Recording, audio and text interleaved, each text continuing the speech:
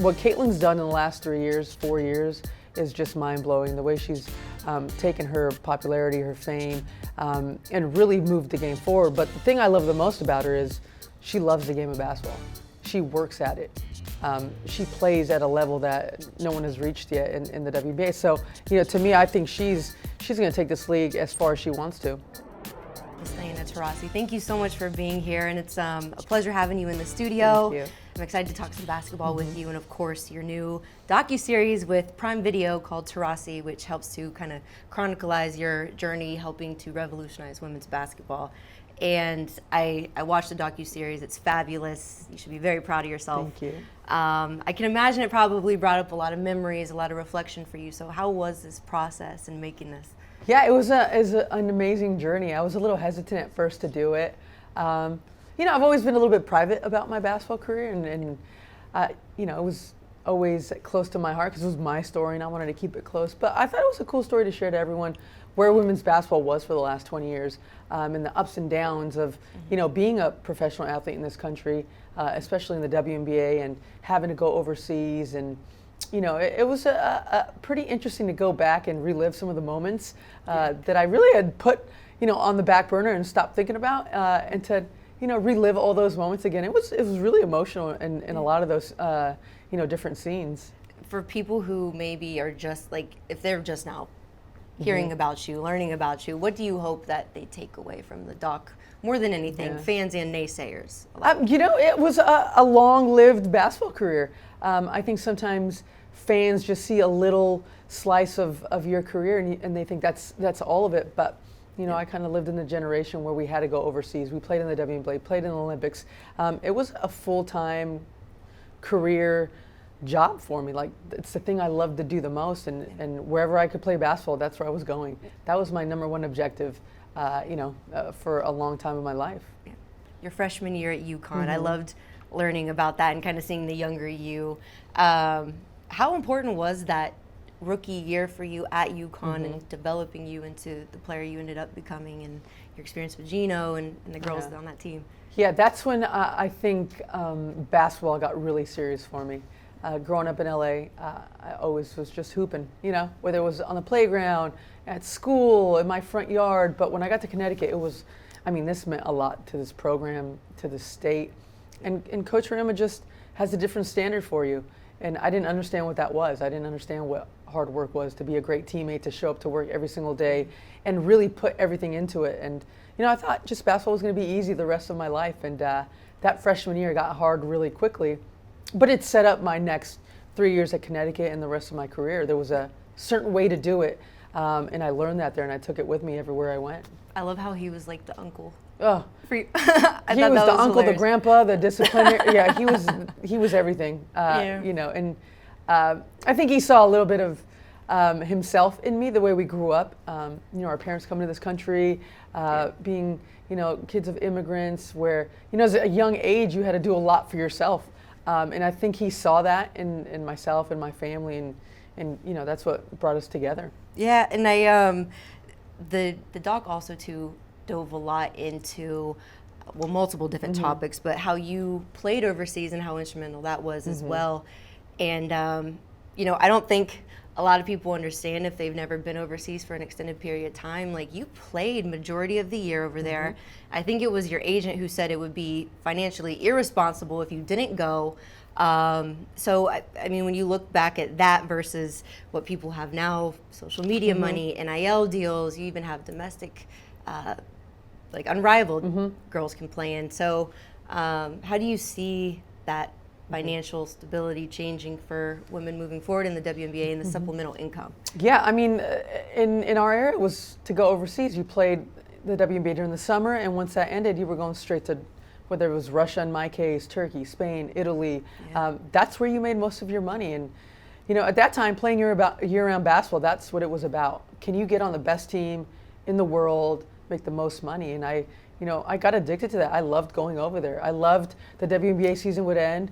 I would take my 2 days. I would pack my bags, and I'd go back and play in Russia. 2 days. That's all you got.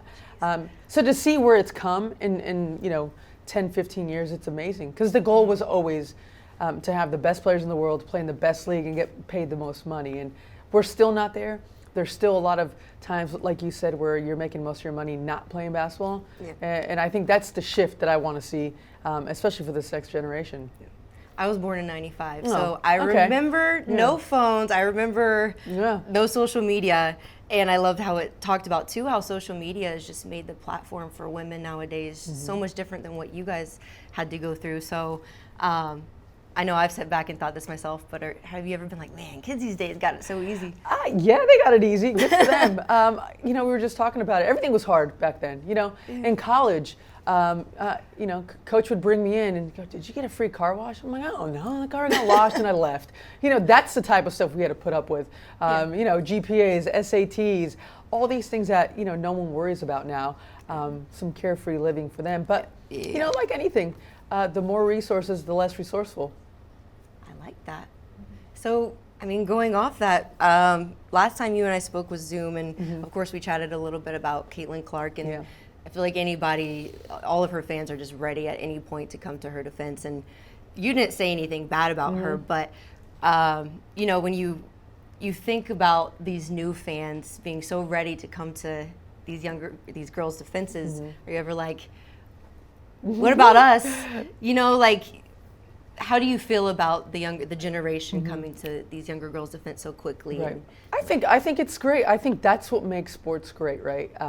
Not everyone can be loved and not everyone can be hated. There has to be a happy medium, and I think that's what makes it so exciting right now with this new generation. And we talked about how they used their social platforms to really push the game forward. And if anything, we can learn from them too. I think sometimes being the older players or the oldest person in the room, you're always looking at the things that they have easy, but they've done some amazing things in a short time. And that's why the WNBA is where it's going also at this point, using their social platforms and their voice, in a time where it can be spread really easily, that message. So I love these kids. What Caitlyn's done in the last 4 years, is just mind-blowing. The way she's taken her popularity, her fame, and really moved the game forward. But the thing I love the most about her is she loves the game of basketball. She works at it. She plays at a level that no one has reached yet in the WNBA. So, to me, I think she's going to take this league as far as she wants to. Yeah. As someone who has been a huge voice for the league and obviously been a face for the league for years now, I would love to talk about the CBA with you too, some of the negotiations going on. How do you feel about the negotiations off the rip? Yeah, the CBA is always a give and take. There's things that one side wants and there's things that the other side wants, obviously with the owners in the league and the players. And there's always a common ground. And you might not like all the things that you get. The thing that I've always been very vocal about are player salaries. I think that is the one thing that we have to get to. We could talk about the charter flights, which are amazing. I've, experienced that on the later part of my career, which was really nice. But I want money in my pocket. I want things to be monetarily exchanged for my skill level. And I think that's where the WNBA needs to go. And, I've been pushing player salaries for a long time. And now in this chapter of my career, the retired players got to get a little bit. Facts. No, hey, I'm there for it. The shirts. Yeah. Pay us what you owe us. How cool was that to see? This young generation's ready to put it all out there. And I think what it showed more than anything is the WNBA, we're united. Yeah. We've always had the same message. It started in the bubble with, with 144. I think when there's a certain task to be done, the WNBA just gets it done. And it starts with the players being aligned, being all on the same page. And, hopefully that can bring a CBA that will, benefit everyone, the stars, the players that, still have to go overseas. There's a lot of things that still need to be ironed out. Last thing on the dock, just how when you first started in the league, how you were almost serving as like PR for the WNBA versus now players have a voice and they can wear these shirts. Are there any hard lines you feel like the players should have when it comes to CBA negotiations right now, since they do have that voice? Yeah, well, I think sometimes silence can go a long way too. Not everything has to be for the public. There's certain things that I think behind closed doors can get done probably a little bit better if it's just dealt within. So, there's a healthy balance to everything. And I think the public knowing also, the fans that have been around for 25 years, I think they're just as interested in the CBA negotiations as anyone else. And, like I said, there'll be give and take, and there'll be things that both parties want and they won't get, and there'll be things that they agree on. Do you think that'll affect Unrivaled at all? I think Unrivaled is amazing. I wish that was around 10 years ago. There's nothing better than playing at home. And the setup that they have with the infrastructure, with the way they treat the players, the strength and conditioning, the training, the facilities. That's what you want as a pro. You want to go to a place where you can get everything done, and also play at the highest level. And just the players that they had there for season 1 was ridiculous, and season 2 is just going to be even better. Yeah. Talking a little bit of the recent news. So as of the weekend, Dejanay Carrington and also Nalissa Smith are out.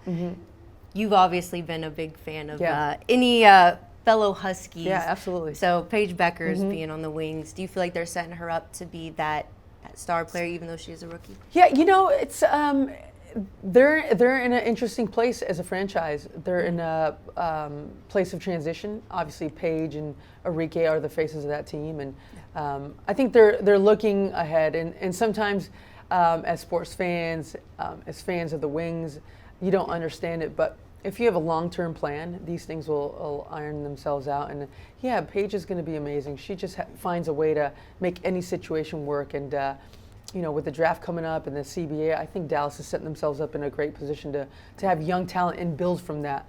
And that's what Paige does. She builds, a culture of winning, and she's going to do that in Dallas.